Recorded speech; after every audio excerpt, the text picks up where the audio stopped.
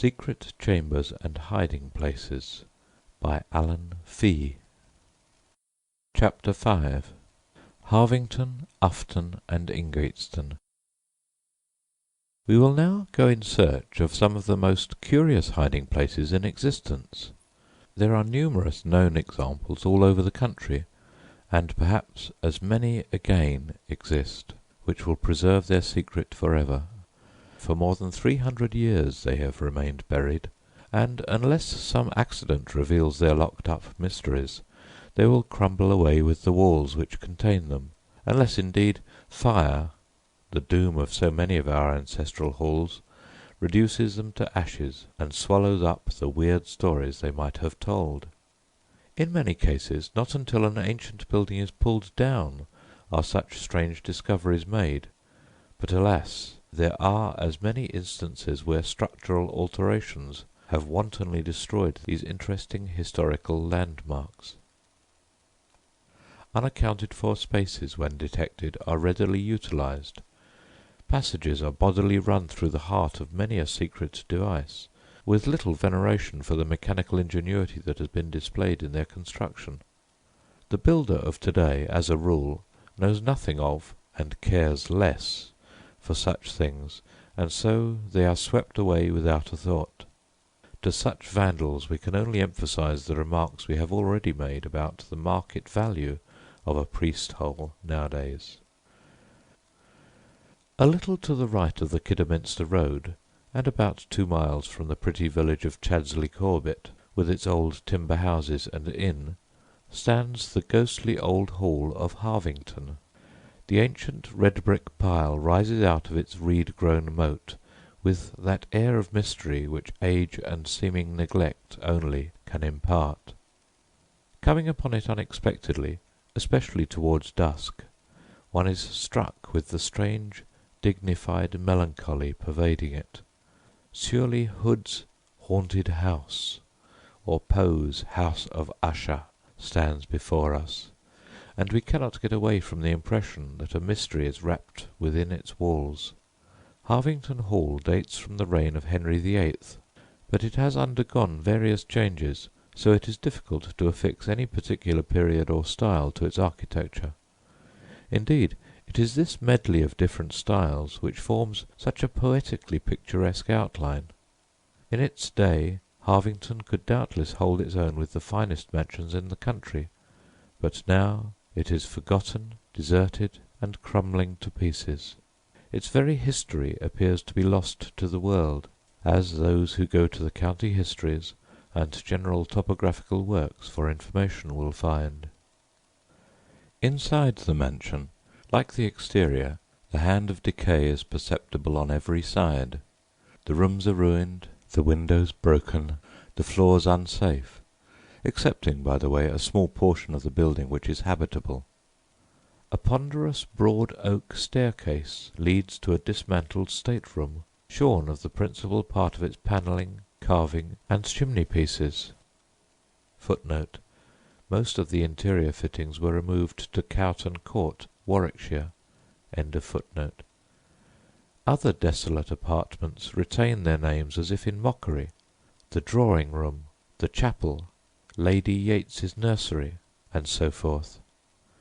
At the top of the staircase, however, we must look around carefully, for beneath the stairs is a remarkable hiding-place.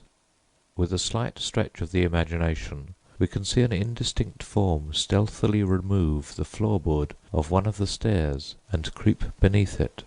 This particular step, of a short flight running from the landing into a garret, is, upon closer inspection, indeed movable, and beneath gapes a dark cavity about 5 feet square, on the floor of which still remains the piece of sedge matting whereon a certain Father Wall rested his aching limbs a few days prior to his capture and execution in August 1679.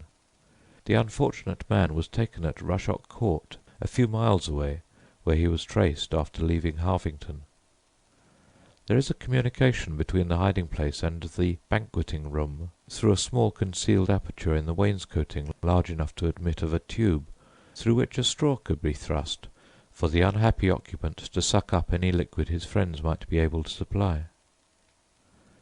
In a gloomy corridor leading from the tower to the reception room is another priest's hole beneath the floor, and entered by a trap-door artfully hidden in the boards.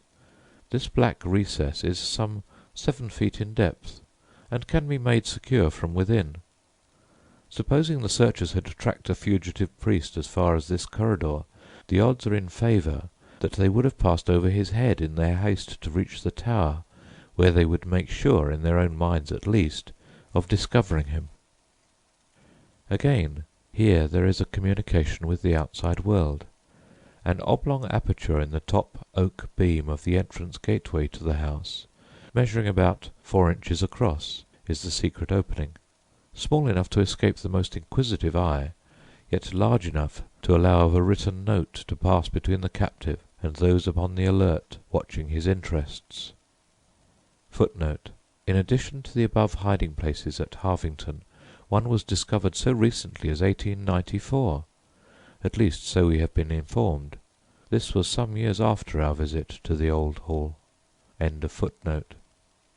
A subterranean passage is said to run under the moat from a former hiding place, but this is doubtful. At any rate, there are no evidences of it nowadays.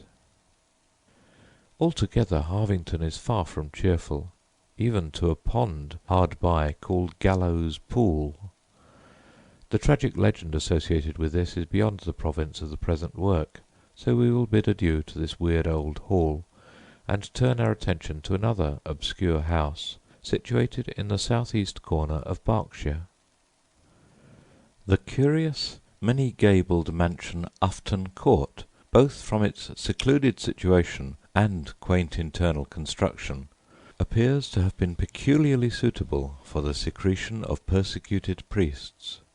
Here are ample means for concealment and escape into the surrounding woods, and so carefully have the ingenious bolts and locks of the various hiding places been preserved, that one would almost imagine that there was still actual necessity for their use in these matter-of-fact days. A remarkable place for concealment exists in one of the gables close to the ceiling. It is triangular in shape, and is opened by a spring bolt that can be unlatched by pulling a string which runs through a tiny hole pierced in the framework of the door of the adjoining room. The door of the hiding place swings upon a pivot, and externally is thickly covered with plaster, so as to resemble the rest of the wall, and is so solid that when sounded there is no hollow sound from the cavity behind, where, no doubt, the crucifix and sacred vessels were secreted. Not far off, in an upper garret, is a hiding place in the thickness of the wall, large enough to contain a man standing upright. Like the other, the door or entrance forms part of the plaster wall, intersected by thick oak beams, into which it exactly fits, disguising any appearance of an opening. Again, in one of the passages of this curious old mansion are further evidences of the hardships to which Romish priests were subjected. A trap in the floor, which can only be opened by pulling up what exteriorly appears to be the head of one of the nails of the flooring. By raising this, a spring is released, and the trap-door opened, revealing a large hole with a narrow ladder leading down into it. When this hiding-place was discovered in 1830, its contents were significant, that is, a crucifix and 2 ancient petronels. Apartments known as the chapel and the priest's vestry are still pointed out. The walls throughout the house appear to be intersected with passages and masked spaces, and old residents claim to have worked their way by these means right through from the garrets to the basement, though now the several hiding places do not communicate one with another. There are said to be no less than 12 places of concealment in various parts of the building. A shaft in the cellar is supposed to be one of the means of exit from the dining room, and at the back of the house a subterranean passage may still be traced a considerable distance under the terrace. An interesting discovery was made some years ago at Wingates Hall, Essex, the ancient seat of the Petrys. The late Reverend Canon Last, who had resided there as private chaplain for over 60 years, described to us the incidents of this curious find, to which he was an eye-witness. Some of the floorboards in the south-east corner of a small ante-room adjoining what was once the host's bedroom, facing the south front, broke away, rotten with age, while some children were playing there. These being removed, a second layer of boards was brought to light within a foot of the old flooring, and in this a trap-door was found which, when opened, discovered a large priest's hole measuring 14 feet long, 10 feet high, and 2 feet wide. A 12-step ladder led down into it, and the floor, being on a level with the basement of the house, was covered with a layer of dry sand to the depth of nearly a foot, so as to absorb any moisture from the ground. Footnote: at Moorcroft House, near Hillingdon, Middlesex, now modernised and occupied as a private lunatic asylum, 10 priests were once concealed for 4 days in a hiding-place, the floor of which was covered some inches in water. This was one of the many comforts of a priest's hole. End of footnote. In the sand a few bones of a bird were found, possibly the remains of food supplied to some unfortunate priest. Those who climb down into this hole will find much that is interesting to repay them their trouble. From the wall projects a candle-holder, rudely modelled out of clay. An examination of the brickwork in the interior of the priest's hole proves it to be of later construction than the rest of the house, which dates from the early part of the 16th century, so in all likelihood Little John was the manufacturer. Standing in the same position as when first opened, and supported by 2 blocks of oak, is an old chest or packing-case made of yew, covered with leather and bound with bands of iron, wherein formerly the vestments, utensils, etc. for the mass were kept. Upon it, in faded and antiquated writing, was the following direction: "For the Right Honourable the Lady Petre at Ingatestone Hall in Essex." The Petres had quitted the old mansion as a residence for considerably over a century when the discovery was made. Chapter 6. Compton Wingates, Salford Prior, Sawston, Oxborough, Parham, Paxhill, etc. Of all the ancient mansions in the United Kingdom, and there is still happily a large selection, none perhaps is so picturesque and quaintly original in its architecture as the secluded Warwickshire house, Compton Wingates. The general impression of its vast complication of gable ends and twisted chimneys is that some enchanted palace has found its way out of one of the fairy-tale books of our early youth, and concealed itself deep down in a sequestered hollow among the woods and hills. We say concealed itself, for indeed it is no easy matter to find it, for anything in the shape of a road seems rather to lead away from than to it.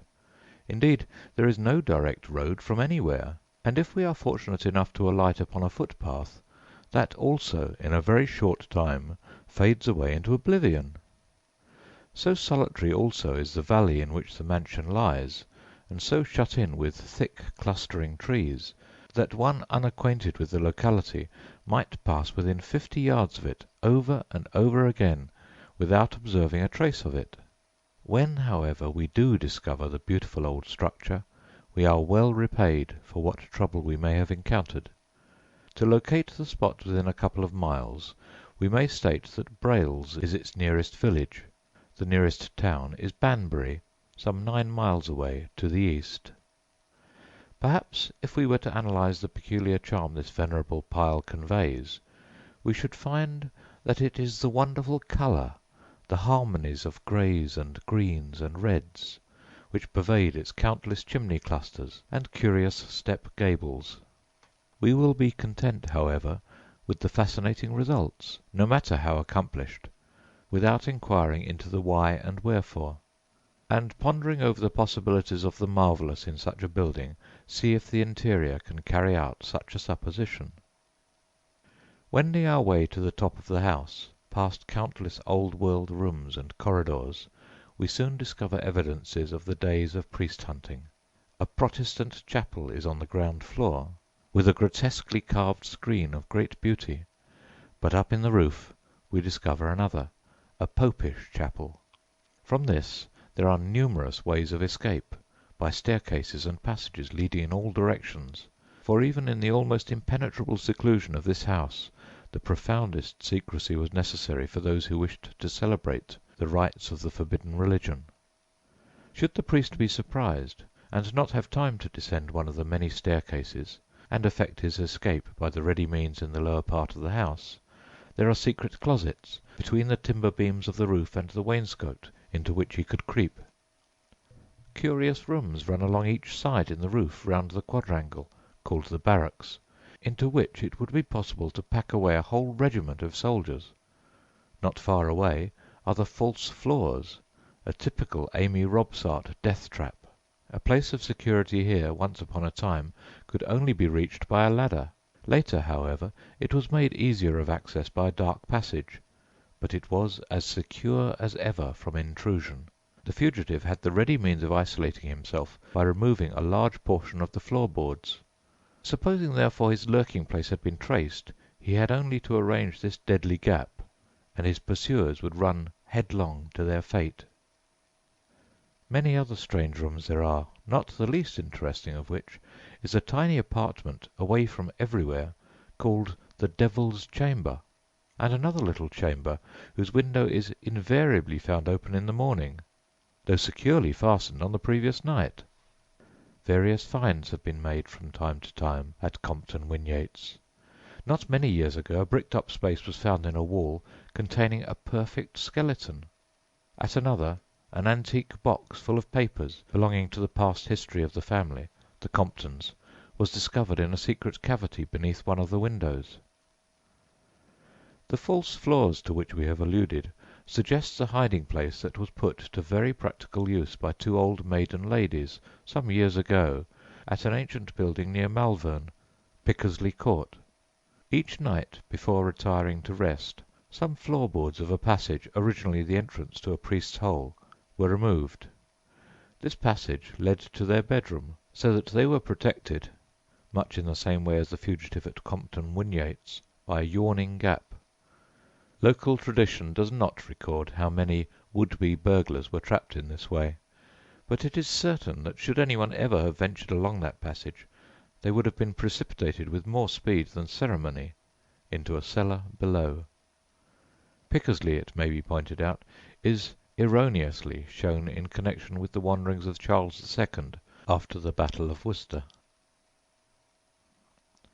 Salford Prior Hall, otherwise known as the Nunnery, or Abbots Salford, not far from Evesham, is another mansion remarkable for its picturesqueness, as well as for its capacity for hiding. It not only has its Roman Catholic chapel, but a resident priest holds services there to this day. Up in the garret is the priest's hole, ready, it would seem, for some present emergency, so well is it concealed and in such perfect working order. And even when its position is pointed out, nothing is to be seen but the most innocent-looking of cupboards. By removing a hidden peg, however, the whole back of it, shelves and all, swings backward into a dismal recess some 4 feet in depth. This deceitful swing-door may be secured on the inside by a stout wooden bolt provided for that purpose. Another hiding-place, as artfully contrived, and as little changed since the day it was manufactured, is one at Sawston, the ancestral seat of the old family of Huddleston. Sawston Hall is a typical Elizabethan building. The one which preceded it was burnt to the ground by the adherents of Lady Jane Grey, as the Huddleston of that day, upon the death of King Edward VI, received his sister Mary under his protection, and contrived her escape to Framlingham Castle, where she was carried in disguise, riding pillion behind a servant. The secret chamber, as at Harvington, is on the top landing of the staircase, and the entrance is so cleverly arranged that it slants into the masonry of a circular tower without showing the least perceptible sign from the exterior of a space capable of holding a baby, far less a man. A particular board in the landing is raised, and beneath it, in a corner of the cavity, is found a stone slab containing a circular aperture, something after the manner of our modern urban receptacles for coal.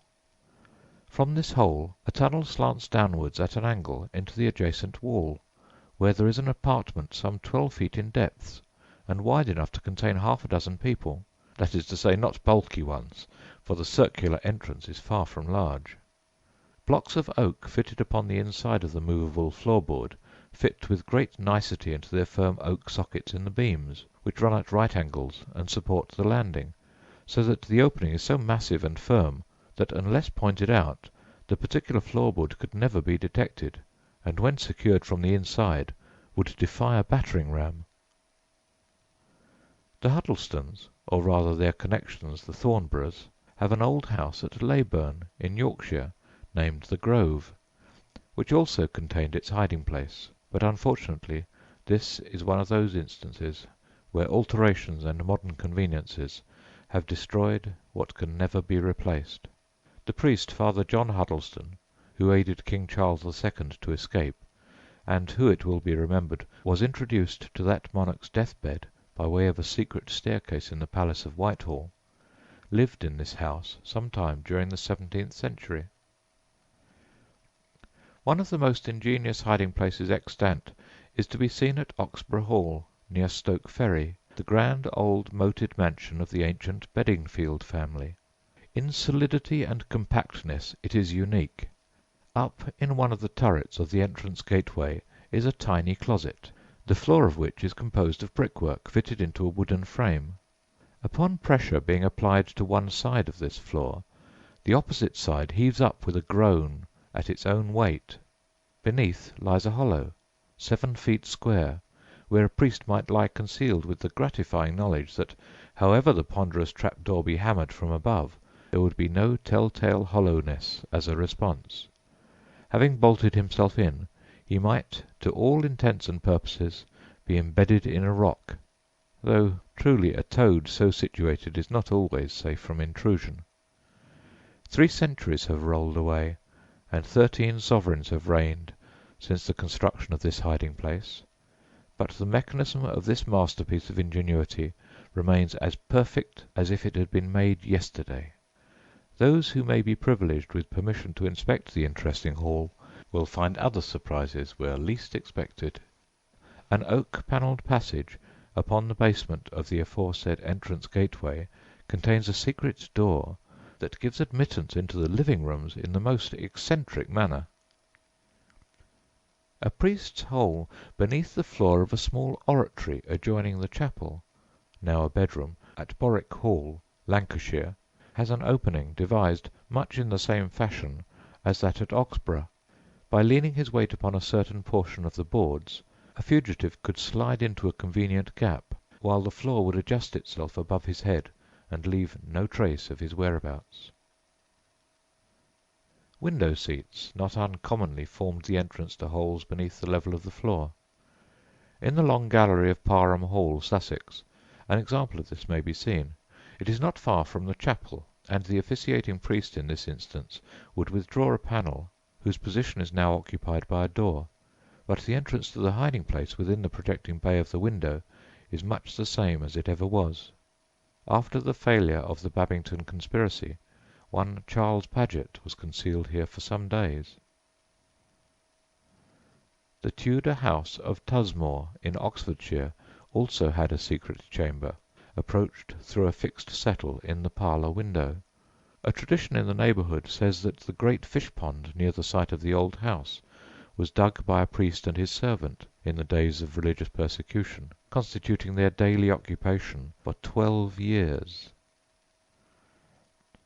Pax Hill in Sussex, the ancient seat of the Bords, has a priest's hole behind a window-shutter, and it is large enough to hold several persons. There is another large hiding-hole in the ceiling of a room on the ground floor, which is reached through a trap-door in the floor above. It is provided with a stone bench. In castles, and even ecclesiastical buildings, sections of massive stone columns have been found to rotate and reveal a hole in an adjacent wall. Even an altar has occasionally been put to use for concealing purposes. At Naworth Castle, for instance, in Lord William's Tower, there is an oratory behind the altar, in which fugitives not only could be hidden, but could see anything that transpired in its vicinity. In Chichester Cathedral there is a room called Lollard's Prison, which is approached by a sliding panel in the old consistory room situated over the south porch. The manor house of Great Chalfield, in Wiltshire, has a unique device by which any suspected person could be watched. The eye of a stone mask in the masonry is hollowed out, and through this a suspicious lord of the manor could, unseen, be a witness to any treachery on the part of his retainers or guests. The Old Moted Hall, Baddesley Clinton, in Warwickshire, the ancient seat of the Ferrers, has a stone well or shaft near the chapel. There were formerly projections or steps by which a fugitive could reach a secret passage extending round nearly two sides of the house to a small water gate by the moat, where a boat was kept in readiness. Adjoining the banqueting room on the east side of the building is a chamber 6 feet square, with a bench all round it. It is now walled up, but the narrow staircase behind the wainscoting leading up to it is unaltered. Cleeve Prior Manor House, in Worcestershire, though close upon the border of Warwickshire, famous for its unique yew avenue, has a priest's hole, a cramped space 5 feet by 2, in which it is necessary to lie down. As at Ingatestone, it is below the floor of a small chamber adjoining the principal bedroom, and is entered by removing one of the floorboards. Wallace Hall, an Elizabethan mansion on Bredon Hill near Pershaw, held uninterruptedly by the Hanford family since the 16th century, has a chapel in the upper part of the house, and a secret chamber or priest's hole provided with a diminutive fireplace. When the officiating priest was about to celebrate mass, it was the custom here to spread linen upon the hedges as a sign to those in the adjacent villages who wished to attend. A hiding place at Trigo, Herefordshire, an unique specimen of a 13th century fortified mansion, inhabited by the Minor family for more than 400 years, has quite luxurious accommodation, a sleeping place and a reading desk. It is called Pope's Hole. The walls on the south-east side of the house are of immense thickness, and there are many indications of secret passages within them. Some 50 years ago a hiding hole was opened in a chimney adjoining the chapel of Lydiate Hall, Lancashire, and since then one was discovered behind the rafters of the roof.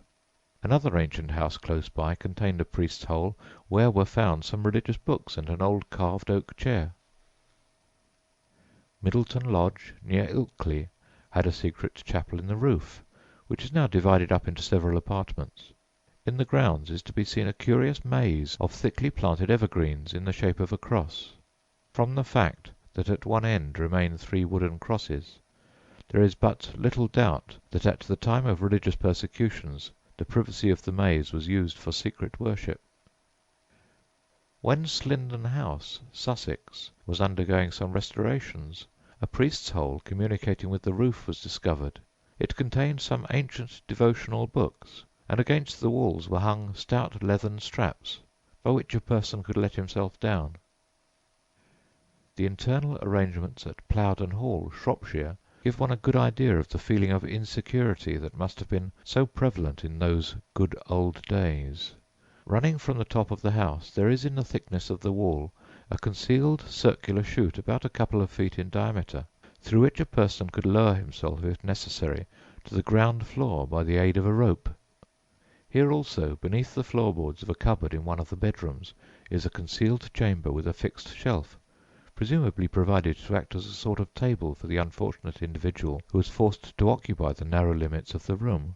Years before this hiding place was opened to the light of day, in the course of some alterations to the house, its existence and actual position was well known. Still, strange to say, the way into it had never been discovered. Chapter 7. King Hunting. Boscobel, Moseley, Trent, and Heale. When the Civil War was raging, many a defeated cavalier owed his preservation to the priests' holes and secret chambers of the old Roman Catholic houses all over the country. Did not Charles II. himself owe his life to the conveniences offered at Boscobel, Moseley, Trent, and Heale? We have elsewhere gone minutely into the young king's hairbreadth adventures, but the story is so closely connected with the present subject that we must record something of his sojourn at these four old houses, as from an historical point of view they are of exceptional interest, if one but considers how the order of things would have been changed had either of these hiding-places been discovered at the time his sacred Majesty occupied them. It is vain to speculate upon the probabilities. Still, there is no ignoring the fact that had Charles been captured he would have shared the fate of his father. After the defeat of Wigan, the gallant Earl of Derby sought refuge at the isolated wood-surrounded hunting lodge of Boscobel, and after remaining there concealed for 2 days, proceeded to Gatacre Park, now rebuilt, but then and for long after famous for its secret chambers. Here he remained hidden prior to the disastrous Battle of Worcester. Upon the close of that eventful 3rd of September 1651, the Earl, at the time that the King and his advisers knew not which way to turn for safety, recounted his recent experiences, and called attention to the loyalty of the brothers Penderel. It was speedily resolved, therefore, to hasten northwards towards Brewood Forest, upon the borders of Staffordshire and Salop. "As soon as I was disguised," says Charles, "I took with me a country fellow whose name was Richard Penderel. He was a Roman Catholic, and I chose to trust them (the Penderels) because I knew they had hiding holes for priests that I thought I might make use of in case of need." Before taking up his quarters in the house, however, the idea of escaping into Wales occurred to Charles, so when night set in he quitted Boscobel Wood, where he had been hidden all the day, and started on foot with his rustic guide in a westerly direction, with the object of getting over the River Severn. But various hardships and obstacles induced Penderel to suggest a halt at a house at Madeley, near the river, where they might rest during the day and continue the journey under cover of darkness on the following night. The house, further, had the attraction of priests' holes. "We continued our way on to the village upon the Severn," resumes the King, "where the fellow told me there was an honest gentleman, one Mr. Wolfe, that lived in that town, where I might be with great safety, for he had hiding holes for priests. So I came into the house a back way, where I found Mr. Wolfe, an old gentleman, who told me he was very sorry to see me there, because there was 2 companies of the militia foot at that time in arms in the town, and kept a guard at the ferry, to examine everybody that came that way, in expectation of catching some that might be making their escape that way, and that he durst not put me into any of the hiding holes of his house, because they had been discovered, and consequently, if any search should be made, they would certainly repair to these holes, and that therefore I had no other way of security but to go into his barn, and there lie behind his corn and hay." The Madeley Priest's Hole, which was considered unsafe, is still extant. It is in one of the attics of the upper house, but the entrance is now very palpable. Those who are curious enough to climb up into this black hole will discover a rude wooden bench within it, a luxury compared with some hiding places. The River Severn being strictly guarded everywhere, Charles and his companions retraced their steps the next night towards Boscobel. After a day spent up in the branches of the famous Royal Oak, the fugitive monarch made his resting place the secret chamber behind the wainscoting of what is called the squire's bedroom. There is another hiding place, however, hard by, in a garret, which may have been the one selected.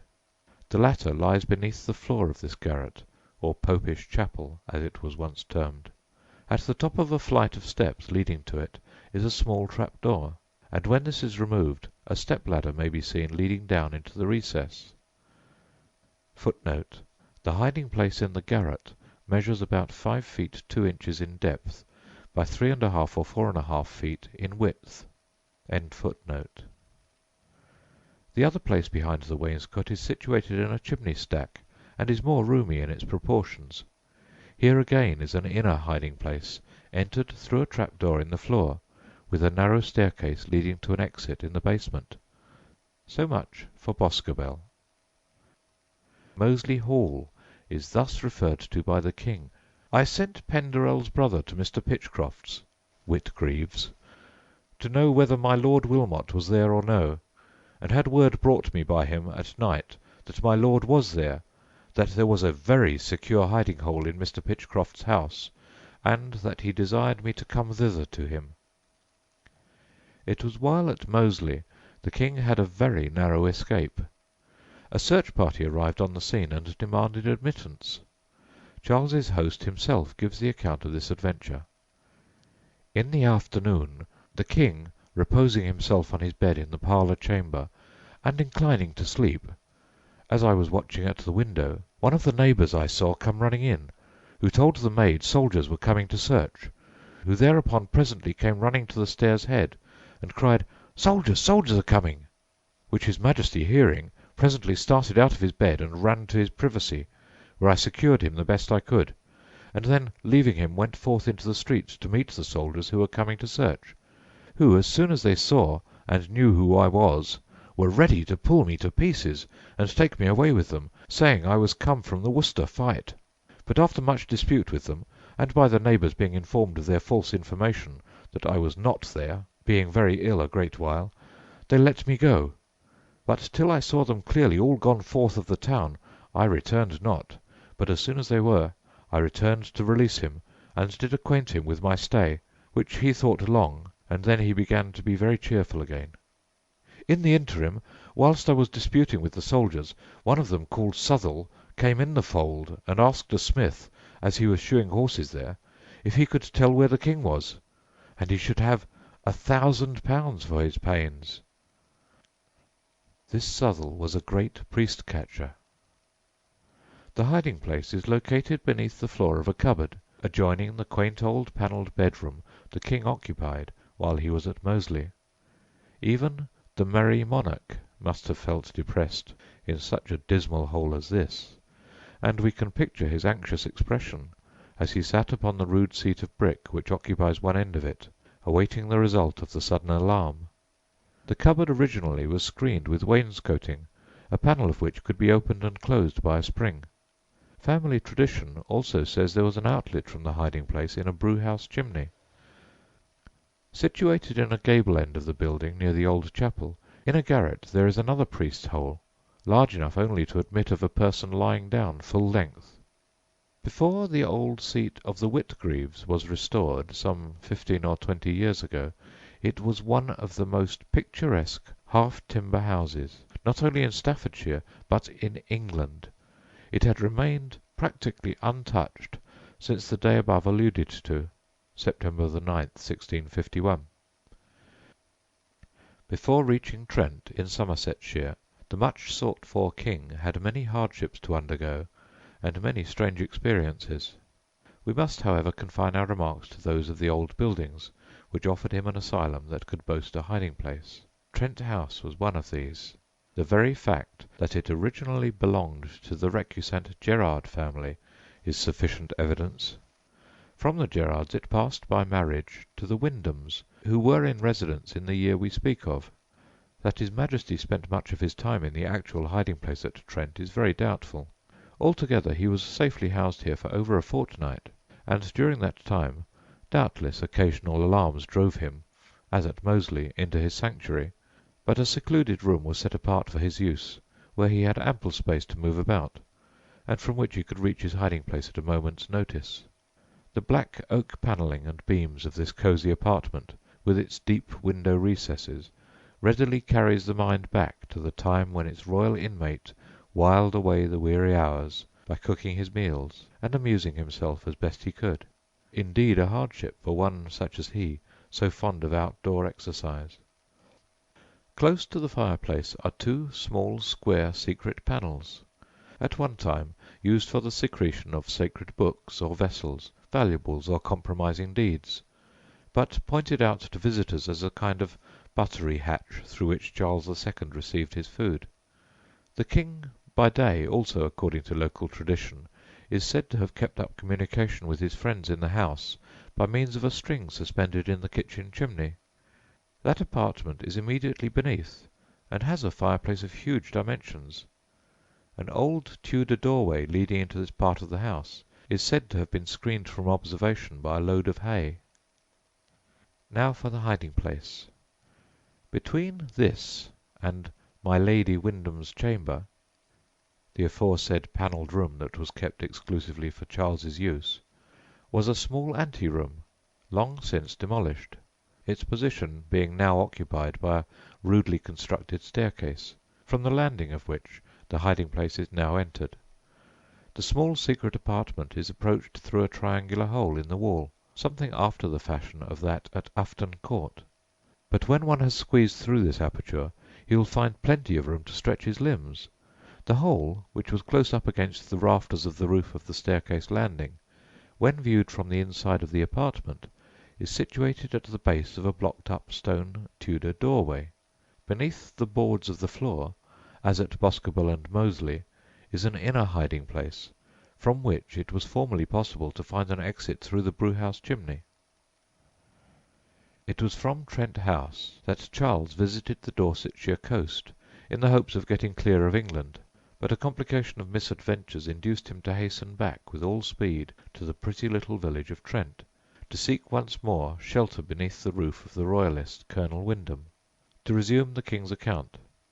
As soon as we came to Frank Wyndham's, I sent away presently to Colonel Robert Philips, who lived then at Salisbury, to see what he could do for the getting me a ship, which he undertook very willingly, and had got one at Southampton, but by misfortune she was amongst others pressed to transport their soldiers to Yearsley, by which she failed us also. Upon this I sent further into Sussex, where Robin Philips knew one Colonel Gunter, to see whether he could hire a ship anywhere upon that coast; and not thinking it convenient for me to stay much longer at Frank Wyndham's, where I had been in all about a fortnight, and was becoming known to very many, I went directly away to a widow gentlewoman's house, one Mrs. Hyde, some 4 or 5 miles from Salisbury, where I came into the house just as it was almost dark, with Robin Philips only, not intending at first to make myself known. But just as I alighted at the door, Mrs. Hyde knew me, though she had never seen me but once in her life, and that was with the King, my father, in the army when we marched by Salisbury some years before, in the time of the war. But she, being a discreet woman, took no notice at that time of me, I passing only for a friend of Robin Philips's, by whose advice I went thither. At supper there was with us Frederick Hyde, since a judge, and his sister-in-law, a widow, Robin Philips, myself, and Dr. Henshaw, or henchman, since Bishop of London, whom I had appointed to meet me there. While we were at supper, I observed Mrs. Hyde and her brother Frederick to look a little earnestly at me, which led me to believe they might know me; but I was not at all startled by it, it having been my purpose to let her know who I was; and accordingly after supper Mrs. Hyde came to me, and I discovered myself to her, who told me she had a very safe place to hide me in, till we knew whether our ship was ready or no. But she said it was not safe for her to trust anybody but herself and her sister, and therefore advised me to take my horse next morning, and make as if I quitted the house, and return again about night, for she would order it so that all her servants and everybody should be out of the house but herself and her sister, whose name I remember not. So Robin Philips and I took our horses and went as far as Stonehenge, and there we stayed looking upon the stones for some time, and returned again to Hale, the place where Mrs. Hyde lived, about the hour she appointed, where I went up into the hiding-hole that was very convenient and safe, and stayed there all alone, Robin Philips then going away to Salisbury, some 4 or 5 days. Both exterior and interior of Hale House, as it stands to-day, point to a later date than 1651, though there are here and there vestiges of architecture anterior to the middle of the 17th century. The hiding-place, however, is not among these, and looks nothing beyond a very deep cupboard adjoining one of the bedrooms, with nothing peculiar to distinguish it from ordinary cupboards. But for all its modern innovations, there is something about Hale which suggests a house with a history, whether it is its environment of winding river and ancient cedar trees, its venerable stables and imposing entrance gate, or the fact that it is one of those distinguished houses that have saved the life of an English king, we will not undertake to fathom. Chapter 8. Cavalier Hunting, etc. An old mansion in the precincts of the cathedral at Salisbury is said to have been a favourite hiding-place for fugitive cavaliers at the time of the Civil War. There is an inn immediately opposite this house, just outside the close, where the landlord, formerly a servant to the family who lived in the mansion, during the troublous times acted as a secret agent for those who were concealed, and proved invaluable by conveying messages, and in other ways aiding those royalists whose lives were in danger. There are still certain priests' holes in the house, but the most interesting hiding-place is situated in the most innocent-looking of summer-houses in the grounds.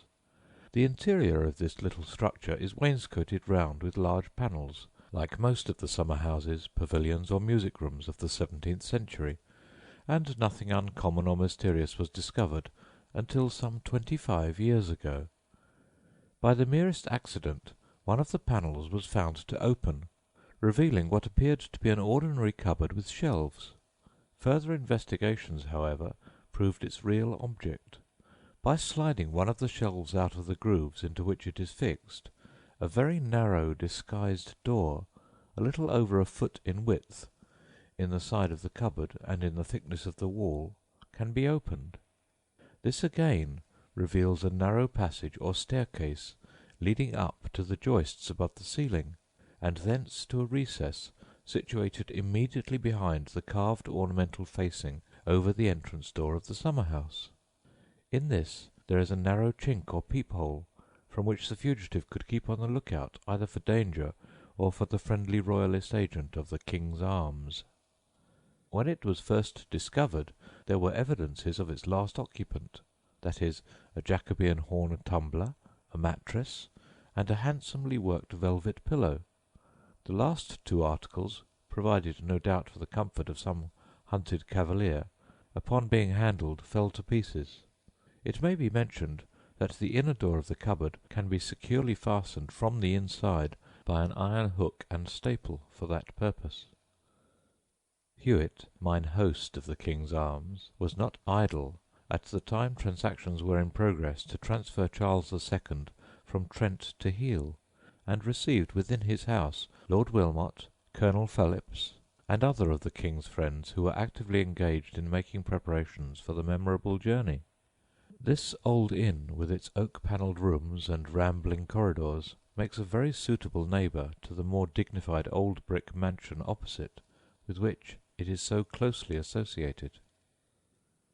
Many are the exciting stories related of the defeated royalists, especially after the Worcester fight. One of them, Lord Talbot, hastened to his paternal home of Longford, near Newport, Salop, and had just time to conceal himself ere his pursuers arrived, who, finding his horse saddled, concluded that the rider could not be far off.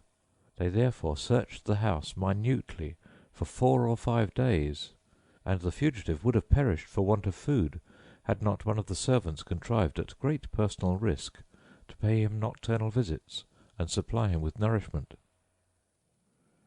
The grey old Jacobean mansion, Chastleton, preserves in its oak-panelled hall the sword and portrait of the gallant cavalier Captain Arthur Jones, who, narrowly escaping from the battlefield, speeded homewards with some of Cromwell's soldiers at his heels, and his wife, a lady of great courage, had scarcely concealed him in the secret chamber when the enemy arrived to search the house. Little daunted, the lady, with great presence of mind, made no objection whatever, indeed facilitated their operations by personally conducting them over the mansion. Here, as in so many other instances, the secret room was entered from the principal bedroom, and in inspecting the latter the suspicion of the Roundheads was in some way or another aroused, so here they determined to remain for the rest of the night. An ample supper and a good store of wine, which, by the way, had been carefully drugged, was sent up to the unwelcome visitors, and in due course the drink effected its purpose. Its victims dropped off one by one, until the whole party lay like logs upon the floor. Mrs. Arthur Jones then crept in, having even to step over the bodies of the inanimate Roundheads, released her husband, and a fresh horse being in readiness, by the time the effects of the wine had worn off, the royalist captain was far beyond their reach. The secret room is located in the front of the building, and has now been converted into a very comfortable little dressing-room, preserving its original oak panelling, and otherwise but little altered, with the exception of the entry to it, which is now an ordinary door. Chastleton is the beau ideal of an ancestral hall. The grand old gabled house, with its lofty square towers, its Jacobean entrance gateway and dovecote, and the fantastically clipped box-trees and sundial of its quaint old-fashioned garden, possesses a charm which few other ancient mansions can boast, and this charm lies in its perfectly unaltered state throughout, even to the minutest detail. Interior and exterior alike, everything presents an appearance exactly as it did when it was erected and furnished by Walter Jones, Esquire, between the years 1603 and 1630. The estate originally was held by Robert Catesby, who sold the house to provide funds for carrying on the notorious conspiracy. Among its most valued relics is a Bible given by Charles I when on the scaffold to Bishop Juxon, who lived at Little Compton Manor House, near Chastleton. This Bible was always used by the bishop at the divine services, which at one time were held in the great hall of the latter house. Other relics of the martyr king used to be at Little Compton, that is, some beams of the Whitehall scaffold, whose exact position has occasioned so much controversy. The velvet armchair and footstool used by the king during his memorable trial were also preserved here, but of late years have found a home at Moreton in the Marsh, some 6 miles away. Visitors to that interesting collection, shown in London some years ago, the Stuart Exhibition, may remember this venerable armchair of such sad association. It may be here stated that after Charles I's execution, Juxon lived for a time in Sussex at an old mansion still extant, Albourne Place, not far from Hurstpierpoint. We mention this from the fact that a priest's hole was discovered there some few years ago.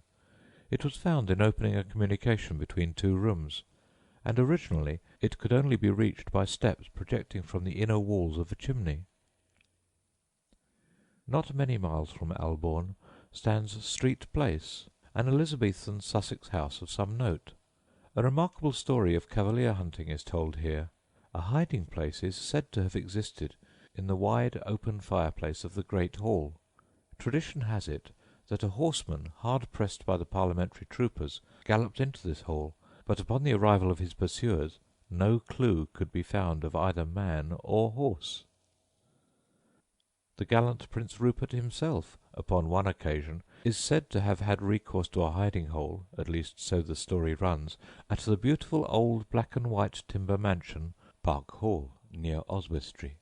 A certain false floor which led to it is pointed out in a cupboard of a bedroom, the hiding-place itself being situated immediately above the dining-room fireplace.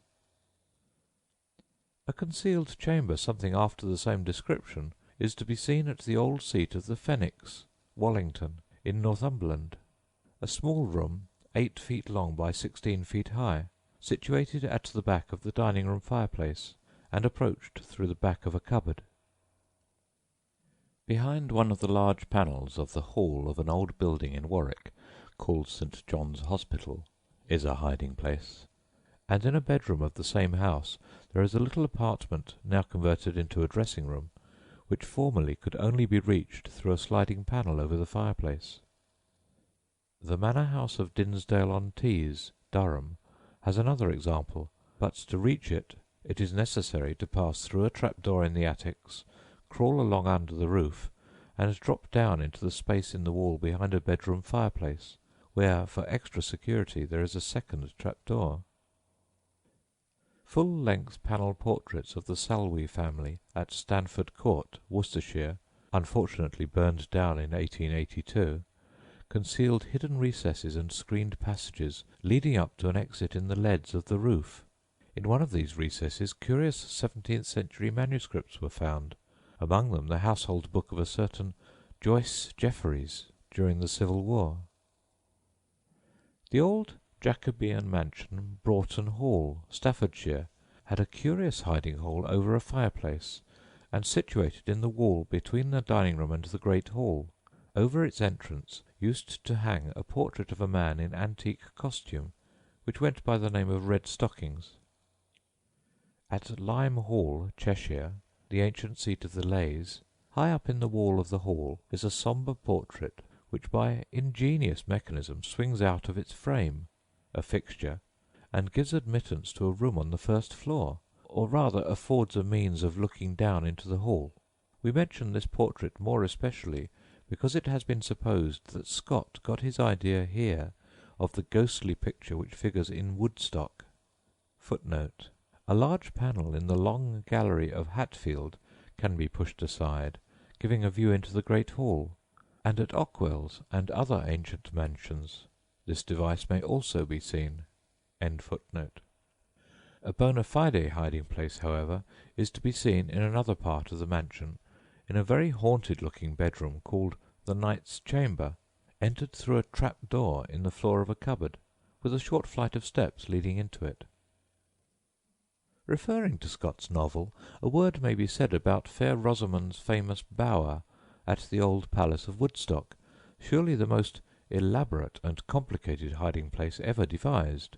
The ruins of the labyrinth leading to the bower existed in Drayton's time, who described them as vaults, arched and walled with stone and brick, almost inextricably wound within one another, by which, if at any time her (Rosamond's) lodging were laid about by the Queen, she might easily avoid peril imminent, and, if need be, by secret issues take the air abroad many furlongs about Woodstock. In a survey taken in 1660, it is stated that foundation signs remained about a bowshot south-west of the gate.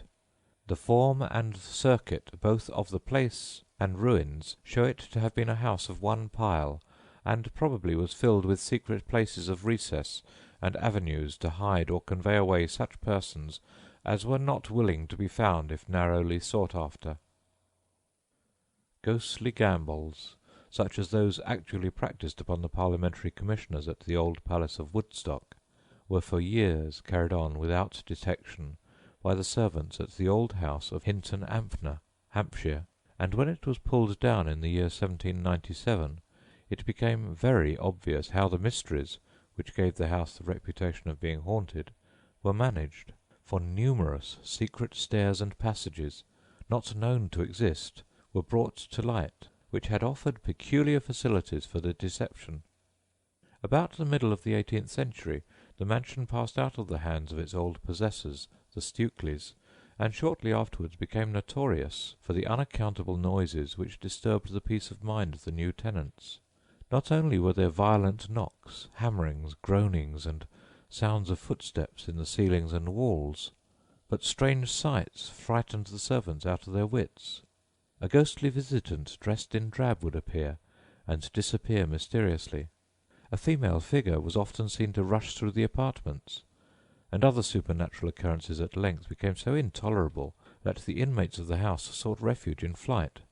Later successive tenants fared the same. £100 reward was offered to any who should run the ghosts to earth, but nothing resulted from it, and after 30 years or more of hauntings the house was razed to the ground. Secret passages and chambers were then brought to light, but those who had carried on their deception for so long took the secret with them to their graves. Footnote. A full account of the supernatural occurrences at Hinton Ampner will be found in the Life of Richard Barham. End footnote.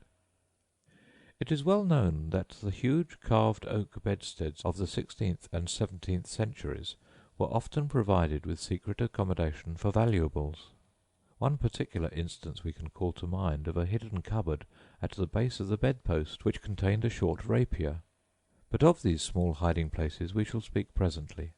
It is with the head of the bed we shall have now to do, as it was sometimes used as an opening into the wall at the back. Occasionally in old houses unmeaning gaps and spaces are met with in the upper rooms midway between floor and ceiling, which possibly at one time were used as bedhead hiding-places. Shipton Court, Oxon, and Hill Hall, Essex, may be given as examples. Dunster Castle, Somersetshire, also has at the back of a bedstead in one of the rooms a long narrow place of concealment, extending the width of the apartment, and provided with a stone seat. Sir Ralph Verney, while in exile in France in 1645, wrote to his brother at Claydon House, Buckinghamshire, concerning "the odd things in the room my mother kept herself, the iron chest in the little room between her bed's head and the back stairs." This old seat of the Verneys had another secret chamber in the middle story, entered through a trap-door in the muniment room at the top of the house. Here also was a small private staircase in the wall, possibly the back stairs mentioned in Sir Ralph's letters. Before the breaking out of the Civil War, Hampden, Pym, Lord Brooke, and others of the parliamentary leaders held secret meetings at Broughton Castle, Oxon, the seat of Lord Say and Seal, to organise a resistance to the arbitrary measures of the king. In this beautiful old fortified and moated mansion the secret stairs may yet be seen that led up to the little isolated chamber, with massive casemated walls for the exclusion of sound. Anthony Wood, alluding to the secret councils, says, "Several years before the Civil War began, Lord Say, being looked upon as the godfather of that party, had meetings of them in his house at Broughton, where there was a room and passage thereunto, which his servants were prohibited to come near. There is also a hiding hole behind a window shutter in the wall of a corridor, with an air hole ingeniously devised in the masonry." The old dower house of Fawsley, not many miles to the north-east of Broughton, in the adjoining county of Northamptonshire, had a secret room over the hall, where a private press was kept for the purpose of printing political tracts at this time, when the country was working up into a state of turmoil. When the regicides were being hunted out in the early part of Charles II's reign, Judge Mayne secreted himself at his house, Dinton Hall, Bucks, but eventually gave himself up. The hiding-hole at Dinton was beneath the staircase, and accessible by removing 3 of the steps. A narrow passage which led from it to a space behind the beams of the roof had its sides or walls thickly lined with cloth, so as to muffle all sound. Footnote: there is a tradition that it was a servant of Mayne who acted as Charles I's executioner. End footnote. Bradshaw Hall, in north-west Derbyshire, once the seat of the family of that name, of which the notorious President was a member, has or had a concealed chamber high up in the wall of a room on the ground floor, which was capable of holding 3 persons. Of course, tradition says the wicked judge was hidden here. The regicides, Colonels Whaley and Gough, had many narrow escapes in America, whither they were traced. What is known as Judge's Cave in the West Rock, some 2 miles from the town of New Haven, Connecticut, afforded them sanctuary. For some days they were concealed in an old house belonging to a certain Mrs. Ayers, in a secret chamber behind the wainscoting, the entrance to which was most ingeniously devised. The house was narrowly searched on May 14th, 1661, at the time they were in hiding. Upon the discovery of the Rye House plot in 1683, suspicion falling upon one of the conspirators, William, 3rd Lord Howard of Escrick, the sergeant-at-arms was dispatched with a squadron of horse to his house at Knightsbridge, and after a long search he was discovered concealed in a hiding-place constructed in a chimney at the back of a tall cupboard, and the chances are that he would not have been arrested had it not been evident by the warmth of his bed and his clothes scattered about that he had only just risen and could not have got away unobserved, except to some concealed lurking-place. When discovered, he had on no clothing beyond his shirt, so it may be imagined with what precipitate haste he had to hide himself upon the unexpected arrival of the soldiers. Numerous other houses were searched for arms and suspicious papers, particularly in the counties of Cheshire and Lancashire, where the Duke of Monmouth was known to have many influential friends, marked enemies to the throne. Monmouth's lurking-place was known at Whitehall, and those who revealed it went the wrong way to work to win court favour. Apart from the attractions of Lady Wentworth, whose companionship made the fugitives' enforced seclusion at Toddington in Bedfordshire far from tedious, the mansion was desirable at that particular time on account of its hiding facilities. An anonymous letter sent to the Secretary of State failed not to point out "that vastness and intricacy, that without a most diligent search it's impossible to discover all the lurking holes in it, there being several trap doors on the leads and in closets, into places to which there is no other access." The easy-going king had to make some external show towards an attempt to capture his erring son. Therefore instructions were given with this purpose, but to a courtier and diplomatist who valued his own interests. Toddington Place, therefore, was not explored. Few hiding-places are associated with so tragic a story as that at Moyles Court, Hants, where the venerable Lady Alice Lisle, in pure charity, hid two partisans of Monmouth, John Hicks and Richard Nelthorpe, after the battle of Sedgemoor, for which humane action she was condemned to be burned alive by Judge Jeffreys, a sentence commuted afterwards to beheading. It is difficult to associate this peaceful old Jacobean mansion and the simple tomb in the churchyard hard by with so terrible a history. A dark hole in the wall of the kitchen is traditionally said to be the place of concealment of the fugitives who threw themselves on Lady Alice's mercy, but a dungeon-like cellar, not unlike that represented in E. M. Ward's well-known picture, looks a much more likely place. It was in an underground vault at Lady Place, Hurley, the old seat of the Lovelaces, that secret conferences were held by the adherents of the Prince of Orange.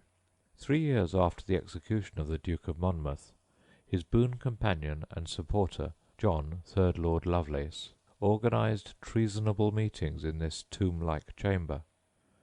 Tradition asserts that certain important documents in favour of the Revolution were actually signed in the Hurley vault.